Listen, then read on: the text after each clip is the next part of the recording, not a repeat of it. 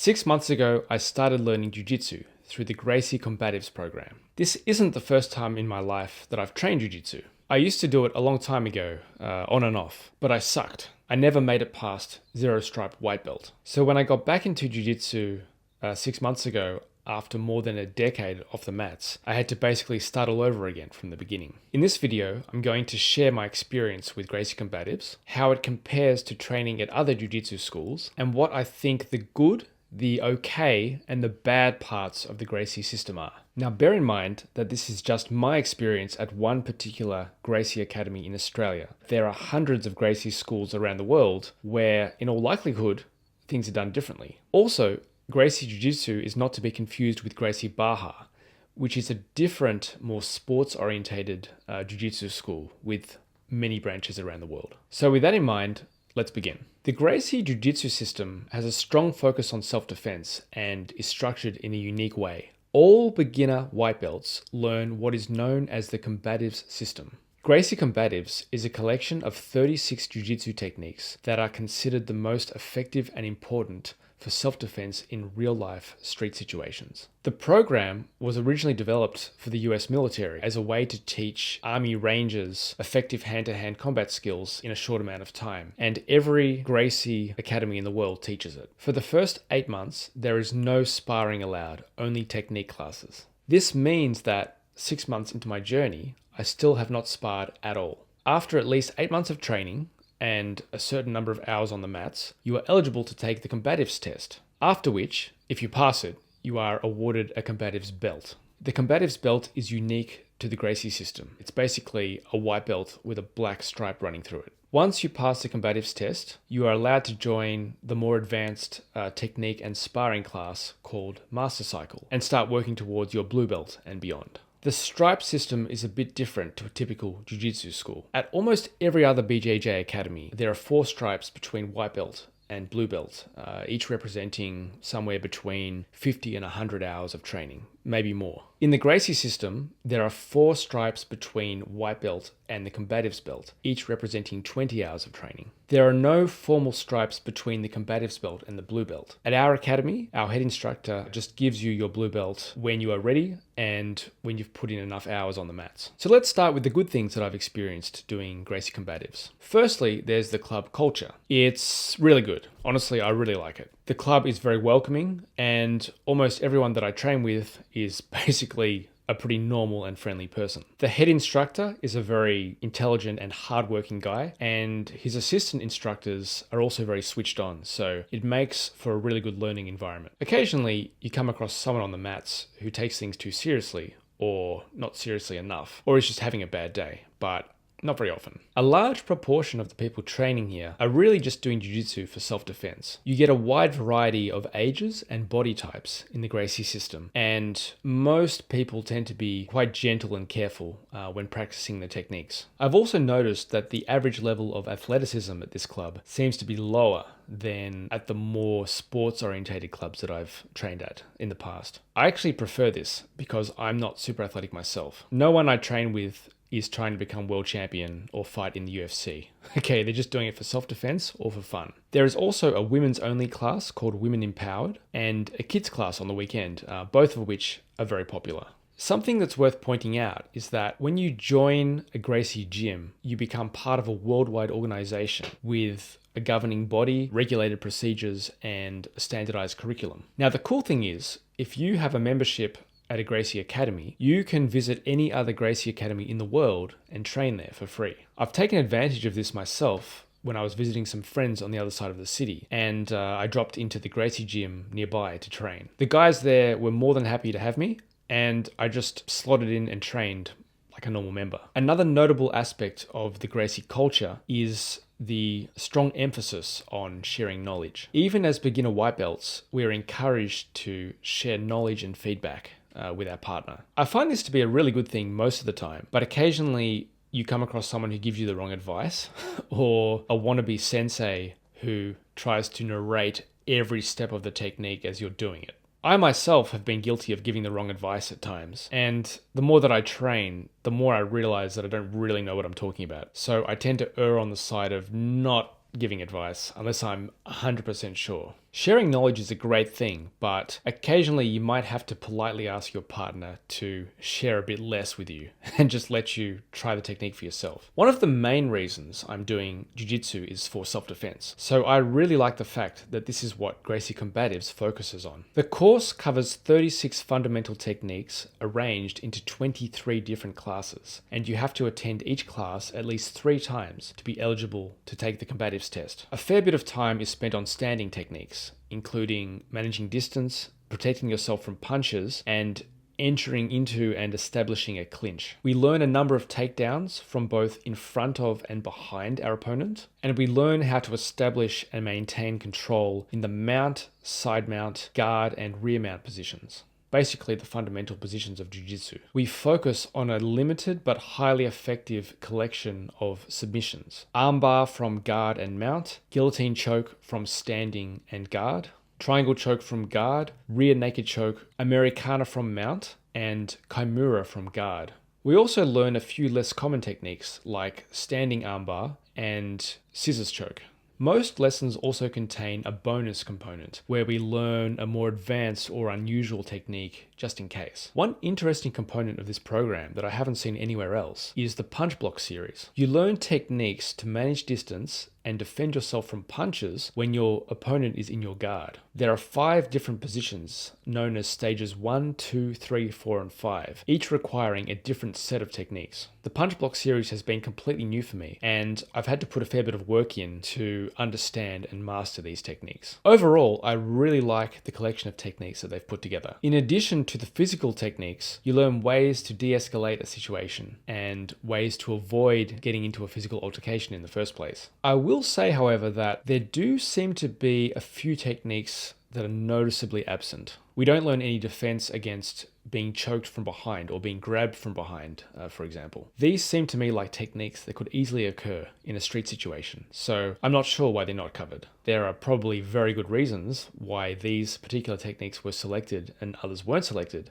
but I'm not sure what the reasons are. One other point to keep in mind is that we practice almost all of the techniques on one side only, and we get tested on one side only. So you're not really prepared to defend yourself if someone were to attack you on your weak side. For example, all of the headlock techniques are taught with our opponent headlocking us with their right arm. So if someone headlocked me with their left arm in real life, I would probably have to think for a few seconds to invert everything in my head to be able to then execute the technique. So obviously that's not a good situation when seconds can make the difference between life and death. So although it's not required by the syllabus, I'm now making a conscious effort to drill most of the techniques on both sides so that I'm as ready as possible for a real life situation. As I mentioned earlier, in the Gracie Combative system, you practice technique only with no sparring for the first 8 months minimum. I really like the fact that you have to wait a considerable amount of time before you begin sparring. I know some people would find that frustrating, but I like it because I consider it better in the long term. If you start rolling with people before you've learned any basic technique, you're going to A, be frustrated, and B, probably start learning bad habits. And in fact, that's exactly what did happen with me when I trained jiu-jitsu at different clubs in the past. So in these last 6 months, for the first time in my life, I've been able to work on jiu-jitsu techniques slowly and carefully almost every day. Most of the 36 techniques felt completely foreign to me 6 months ago, and I was very tentative when I first attempted them, especially the takedowns. But now, having practiced each technique multiple times, I'm executing them with confidence. I will admit that some classes are starting to feel a bit repetitive, but I still learn something new in every class, even if I've done that class 5 or 6 times already. I really like the clear structure and transparency of the Gracie system. At the start of every month, we receive a calendar showing us exactly which techniques will be taught in each class. There are exactly 23 different combatives classes, each dealing with one standing and one ground technique. And they run in order from 1 to 23, and then the cycle starts again. This is the first time in my life that I've actually been able to see a curriculum at a jiu-jitsu school. This is great for people like me who have a very structured brain and like to organize their knowledge into some kind of conceptual framework. If you know what you're going to be working on in a particular class, you can study the concepts behind that technique ahead of time, which then improves your learning during the class itself. A clear timetable also allows you to use your time more effectively. So for example, if there are 2 or 3 classes on a given day, you can pick the class that will be most useful for you. At my previous clubs, you had absolutely no idea what was going to happen until you stepped onto the mat. One day you could come in and do armbar from mount, but then you wouldn't see that technique again for another 3 months. But then you might do the trap and roll class twice in 1 week. So it was pretty random, and as a consequence, your technique tended to develop unevenly. You would get really good at some techniques and be completely useless at others. And so over time, you would gravitate towards the things you were good at and try to avoid the things you were bad at. But in the Gracie system, your knowledge and skills tend to develop more evenly. When you first enroll in combatives, you're given a little card that shows all the classes you need to attend over the next 8 to 12 months. And your goal is to fill up all of these little boxes as quickly as possible. This little card has been surprisingly motivating. Being able to tangibly see my progress has really motivated me to keep coming every day. It's a bit like playing Pokemon. You feel like you have to catch them all, right? You have to catch all the techniques. You start to get really addicted to seeing the little boxes fill up one by one. So it sounds silly, but without this card and the clear structure, I probably would have felt a lot less motivated and I would have been a lot less consistent in my training. Training under the Gracie system is much easier on the body than at a more sports-orientated gym. It was one of the first things I noticed when I started, and I was genuinely surprised. Firstly, it's safer. Over the years, I've known a lot of people who were badly injured in the first month or 2 of starting jiu-jitsu. Either they or their partner didn't know what they were doing, or they had bad technique, or they'd roll too hard, and as a consequence, they were badly injured. In Gracie Combatives, there is much less risk of injury. As there is no sparring involved, everything is very controlled, and we only work on a few specific and predetermined techniques in each class. Injuries can still happen, of course, but not very often. There's a lot less unexpected chaos. I have had a few minor injuries here and there. Early on in my training, I tweaked my neck when my partner performed a double leg takedown on me. I landed on my back, and as my head snapped back, my neck muscles strained as they tried to slow down the movement of my head. My neck was pretty sore for a couple of days, and immediately after, I adjusted my technique. So now, when I'm being taken down or I'm landing on my back, I keep my neck tucked in like this. So that injury actually turned out to be a good learning experience. Now, if I had been double-legged while sparring at a more sports-orientated jiu-jitsu club, the intensity and speed would probably have been a lot higher, and I could have been more badly injured as a result. The absence of sparring also means that each class is much less physically tiring than at a typical jiu-jitsu club. Sparring can be very aerobically and anaerobically demanding, depending on how hard you roll. So if you're doing it many times a week, eventually you're going to have to take a day off. But in combatives, we train technique only, and I finish each class feeling good. And then I go to the gym, which is nearby, and do my own conditioning.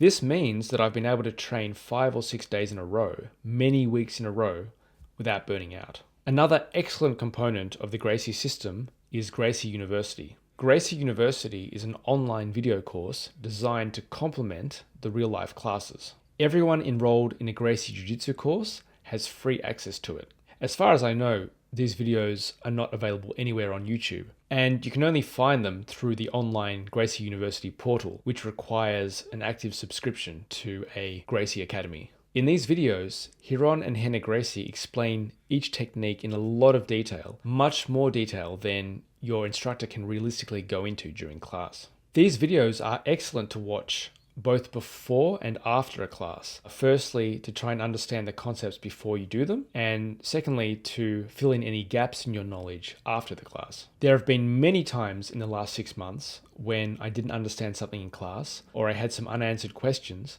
and I was able to go home, watch the video, and everything made sense. These videos also tend to offer a number of different options for executing each technique. So for example, if you're having trouble executing a triangle choke the way your instructor is showing you because you have extra long legs or whatever, chances are Hiron and Henna will demonstrate a different way of doing it that you can try and see if it works for you. These two guys have dedicated their lives to jiu-jitsu and they have a ridiculous depth of knowledge. And on top of that, they're genuinely engaging to listen to. So Gracie University is really interesting and helpful, and I think it's one of the best parts of the course. Now, let's talk about some parts of Gracie Combatives that are not terrible, but not great. Let's start with the so-called Reflex Development classes, or RD classes. These form a key requirement of the course, and you have to attend at least 12 of them to be eligible to take the test. In these classes, which usually run directly before or after a combatives class, we link together sequences of techniques and then practice them with our partner. Each class has a particular focus: guard, side control, standing, etc. And once every 2 or 3 weeks, there is a full fight simulation class where we wear gloves and try and simulate a real fight. Now, in theory, this sounds like an excellent way to practice, but in reality, I find that these classes are not particularly helpful. The first problem is memory. The sequences of techniques that our instructor gives us are anywhere from 5 to 10 techniques all in a row. He demonstrates each sequence once or twice, and then we're expected to go and perform the whole thing with our partner. Now, I genuinely find it really difficult to hold all of these techniques in my head and also execute them at the same time. And I know that the other white belts that I train with also find this difficult. If I'm training with another white belt, it's quite common for us to spend most of the class just being confused or trying to figure out what to do instead of actually doing it. I've also watched RD classes from the sidelines, and I can tell you that a lot of the time, a lot of the people on the mat of all belt colors are either confused or at least hesitating. In theory, reflex development classes should be a chance for us to train our reactions to what our partner is doing. But in reality, we spend most of the class trying to remember what we should be doing. So the whole class feels more like a test of short-term or working memory rather than a real training session. Now, there's nothing wrong with a bit of confusion or uncertainty at times, because that's just part of the learning process. But the second problem is we just aren't given enough time to practice the sequences properly. By the time we figure out what we're supposed to do, our instructor calls time, and then we move on to the next drill, which is usually a completely different sequence of techniques. So quite often I feel like I'm just about to understand something, or I'm just about to nail a sequence for the first time, and then it's time to stop and move to the next exercise. It's pretty frustrating. And since we don't have much time, I, for one, tend to rush through the techniques, because if I don't,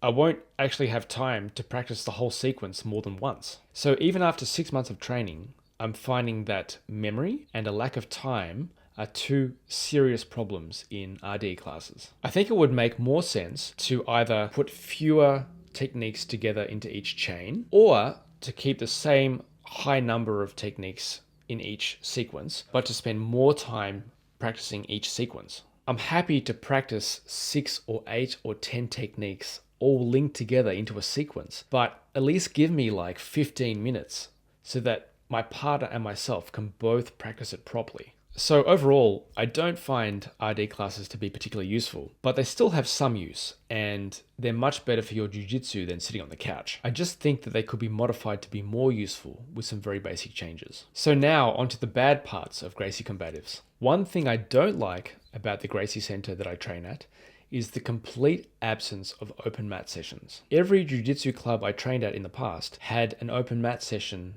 about once a week, where anyone of any belt color could come for a few hours and basically do whatever they wanted. I always found these open mat sessions to be one of the most productive times of my jiu-jitsu week. At an open mat, you can practice solo drills, you can slowly practice techniques with a partner, you can break techniques down slowly and have someone explain them to you, you can experiment, you can help someone who's not as experienced as you, or you can just spar. When I'm learning a new skill, I like to try and understand the underlying concepts. So these open mat sessions really gave me time to break things down and work on them really slowly and methodically. I've actually asked my head instructor about the possibility of an open mat at our gym, and he told me that under the Gracie system, he's actually not allowed to run an open mat. There are some legal issues to do with the lack of supervision and the fact that an open mat is by definition unstructured. So I do find this frustrating. I would love to be able to come to open mat sessions and work on things that I know need improving, but unfortunately it's not possible. Now, I do have a friend who trains at a different gym where there is an open mat, and they have a pretty open door policy there. So I am planning on visiting him at his gym and doing some training there. Now, something else that I consider negative, or at least unusual, is the lack of competing at my gym. At my previous jiu-jitsu gyms, competing seemed to be an integral part of the learning process, and we were all encouraged from early on to get involved in competing at whatever level we happened to be at. It was also very common for belt promotions to happen shortly after success in a competition. But it seems to be different at the Gracie gym that I'm training at now. If anyone wants to compete, there is an extra series of hurdles they have to jump over. So if you're looking to compete in jiu-jitsu, particularly as a white belt, maybe the Gracie system is not ideal for you. So in conclusion, I think that Gracie Combatives is excellent if it's your first time doing jiu-jitsu, you're doing jiu-jitsu primarily for self-defense, you're a woman, and you want to attend women-only jiu-jitsu classes, you're not super athletic, you have pre-existing injuries or you're prone to injury, you want to avoid sparring in the early stages for any reason, or you want to follow a structured curriculum where you can see what you're doing. If any of these 7 points apply to you, then I think you should seriously consider Gracie Jiu-Jitsu. On the flip side, I think that the Gracie Combatives program might not be ideal for you if you want to spar from day one, you're more interested in the sports side of jiu-jitsu than self-defense, you're interested in competing or want to train with people who do compete in jiu-jitsu, or having an open mat session is super important to you. So thanks for watching my video, and I hope you got something useful out of it. I'm going to be making videos on my jiu-jitsu progress in the coming months, and I also make videos about learning, languages, music, all sorts of things. So subscribe to this channel to stay up to date with my future content. Thanks a lot.